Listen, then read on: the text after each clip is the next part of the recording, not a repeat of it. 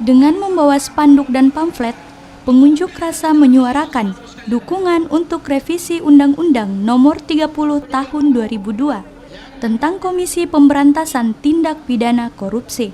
Pengunjuk rasa menilai revisi Undang-Undang KPK sebagai upaya perbaikan sistem peradilan pidana dan menghindari politisasi penegakan hukum, serta untuk penegakan demokrasi. Selain orasi, mereka juga menggelar aksi teatrikal. Tugas yang dilakukan oleh anggota DPR RI di Jakarta. Jadi harapan kami ini dapat terrealisasikan 6 poin ini, bagaimana agar KPK ini sendiri kita mampu bagaimana kemudian bekerja dengan baik.